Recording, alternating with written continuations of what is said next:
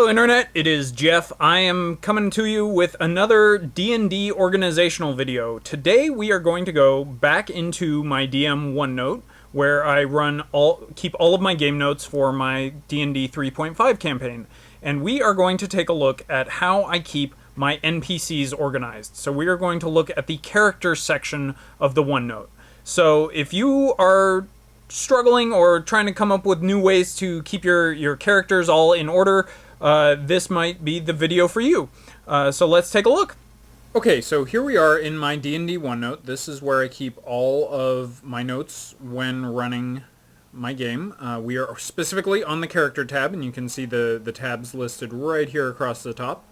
And then down the side here are all of the various pages, and within these ones with the little down arrow are the subpages. So the way this is organized, I've got these first 3 pages here that have the @ symbols there, and those are administrative type things. The first one has some name ideas in case I need to come up with names on the fly. It also has some links to some really good fantasy language translators, and then some standard translators, including this Behind the Name website, which has a bunch of different name generators for different cultures, which is really great if you need to come up with a character name more interesting than Bob the bartender for the tavern keeper in the local village in your game.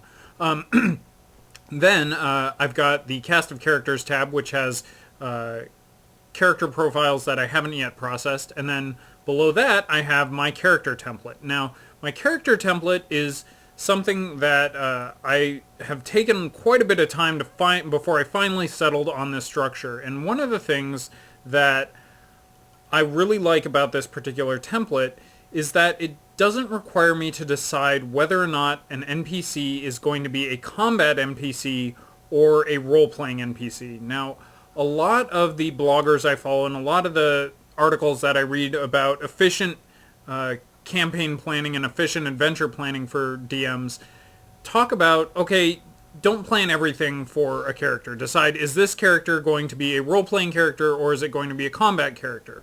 Well, one of the problems I have with that is that, as the old adage goes, a DM's plan and a session never survives first contact with the players. I don't want to railroad my players or try to second guess them and try to or anticipate what they are going to do, whether they are going to just talk it out with someone or if they are going to get in a fight with them. So I like to have both options available.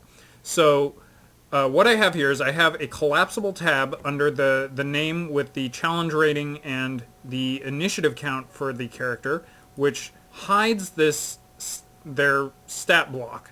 And I've come up with this very abbreviated stat block, which gets only the things that I really need to be able to run a character efficiently. And having it set in this kind of hanging tabs sort of structure allows me to hide it as necessary. So before I create a stat block for a character, I usually like to fill out their role-playing structure here, which is everything from what the character looks like to some keywords for how I would portray them, which is under portrayal here, and then game history tells me what the players have encountered, if the players have encountered this character before, what the specifics of those previous encounters were, and then this fact hook thing allows me to generate maybe some secrets or some juicy tidbits about the character.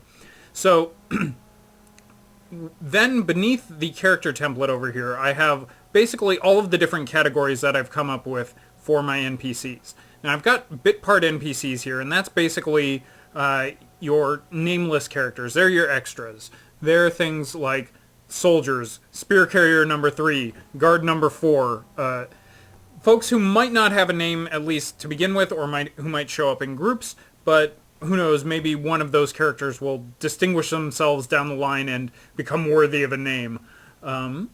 Then beneath the bit parts, I've got the factions, all of the groups, all of the big organizations that the players might encounter. I don't have all of them plugged in here just yet, but I've got a lot of the ones that have come up in my game recently. So I've got a couple of armies up here that factored into the climax of my last campaign. So you can see I've got them basically broken out into the military structure. So I've got, what does the command structure look like, and then infantry, artillery, cavalry, that sort of thing. Then beneath factions, I've got minor NPCs and major NPCs. Now this is really kind of a judgment call. It really depends on how I'm feeling from moment to moment, whether or not I consider someone a minor NPC or a major NPC. But in general, the major NPCs are those NPCs who show up in more than one session and who have played a regular recurring role within the PC's lives. So I'm just going to give you an example. I'm going to open up Carboni the Bear here in the minor NPCs, and this is an example of a filled out character template. So you can see here I've got all of this information in his role-playing template, including under encounter here, I've got this color-coded structure that helps me determine the character's tactics in an encounter. What are their weak spots? What are their potential avenues of suggestion? And what are they going to do when they encounter the PCs most likely? So in the case of Carboni, he's a talker who likes to receive gifts. So he's potentially bribable, and he would rather talk his way out of a fight than just come to blows. But in the event that he gets cornered, I have his full combat stat block here just in case I need it. So then beneath the minor and major NPCs, I've got the deceased NPCs. Why hang on to deceased NPCs? Well, in D&D, dead doesn't necessarily mean gone forever. There's all sorts of magic that can bring them back and the like. And then beneath that, I've got the unused NPCs, which are characters that I may have worked into a planning session, but who the players, turned right when they could have turned left and never ran into them. That sort of thing. I like to keep them around just in case I need a quick character to pull up. And then beneath that, I've got just monsters, and these are basically just straight copied stat blocks from the monster manual. Sometimes I plug them into abbreviated stat blocks. Sometimes I just use the whole huge stat block copied over from the monster manual or from the system reference document on the D&D 3.5 SRD website. Okay, so now that we've gone over the structure of how I lay everything out in the character template, I just want to walk you through really quick creating a new character using this system. So if I'm going to create a new character, the first thing I do is create a new page over here, and I can either do that by clicking on new page up here or just hit Control N, and that will create an untitled page down here at the bottom. And then I go into my character template and I just grab this whole text box here and just copy and paste it into the untitled page, and then add in the name of the character up at the top. In this case, I am going to create a page for Sophia, who is a court wizard who my players are familiar with, who I have not created a page for yet. It is not important to have everything filled out right from the beginning.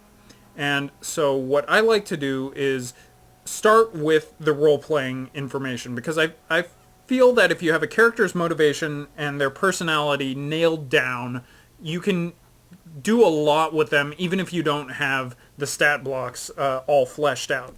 So in the case of Sophia, she's very meticulous. She is a very put together wizard. She's very businesslike. So I might add in some keywords under portrayal, like businesslike, put together, that sort of thing.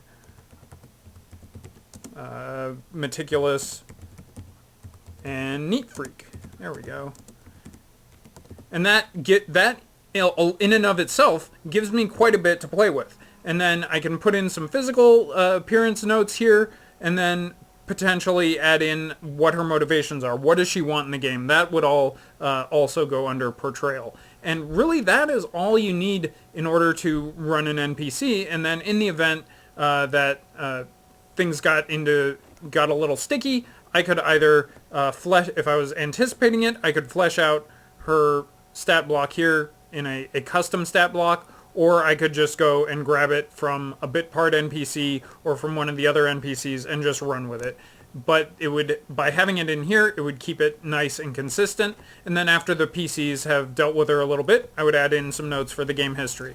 Yeah, so that is all there is to it. That is how I keep my characters organized in my game. If you haven't tried OneNote for game organization, I highly recommend it. Hopefully this video gave you some ideas. If you liked it, give it a like down below. If you have any questions, leave a comment. And if you liked it enough, subscribe to the channel. I expect to be putting out some more videos on how I keep my game organized using OneNote in the near future. Thanks for watching.